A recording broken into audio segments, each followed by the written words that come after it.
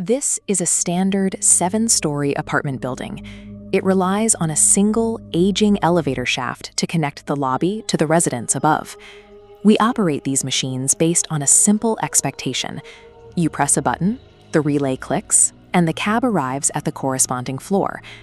This particular elevator is slow and loud. It shakes when it starts and jerks when it stops. It feels old, but it remains predictable. That predictability is exactly why an elevator is such an effective place for a system to fail.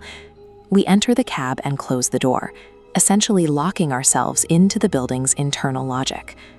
3 nights ago, a resident arrived home at 3 a.m. and pressed the button for the 7th floor. The ride changed immediately.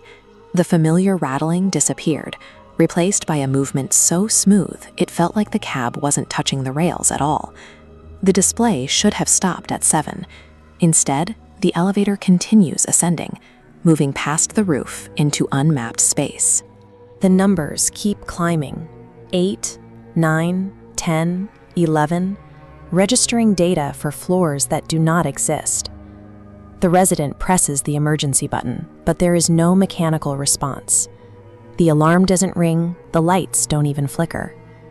The rider is now stuck in a cab that is no longer following the building's physical rules, traveling toward a destination they didn't choose.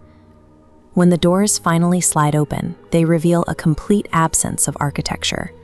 There is no hallway outside, only a flat, impenetrable blackness.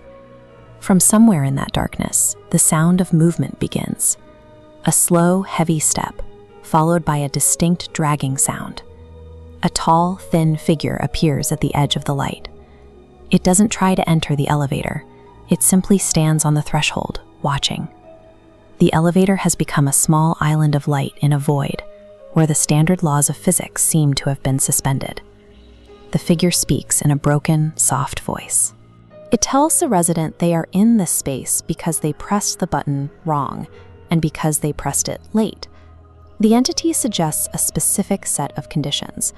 Once the clock moves past 3 a.m., the elevator's internal programming shifts into a different mode of operation. In this mode, the user no longer selects the destination. Instead, the machine chooses who is allowed to leave. For 1 second, the lights flash. The resident sees the figure's face.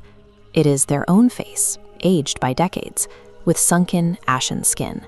Then the door slams shut. The cab drops instantly, falling faster than any standard elevator should. The display counts down rapidly. 10, 8, 6, 4, 2. The doors open back at the ground floor, a lobby that is bright, quiet, and normal. The resident is back where they started, left with the memory of that older face, and the feeling of a machine that had briefly decided their future. After that night, the resident stops using the elevator.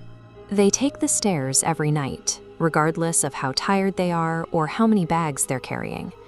Walking the stairs feels like a way to stay outside the system. It's a physical attempt to keep the walls of the building between themselves and the elevator shaft. But as they climb, the sound of the elevator starts to follow. The mechanical whir of the motor moves up the shaft, keeping pace with every step the resident takes on the concrete. The sound stops on landing where there is no elevator entrance. On a solid concrete wall, a faint, glowing outline of a set of doors begins to form. The doors start to open, and the same voice from the void speaks from behind the stone. Your floor is ready. Choosing a different path through the building didn't stop the machine. It simply waited for the next opportunity to offer the destination it selected 3 nights ago.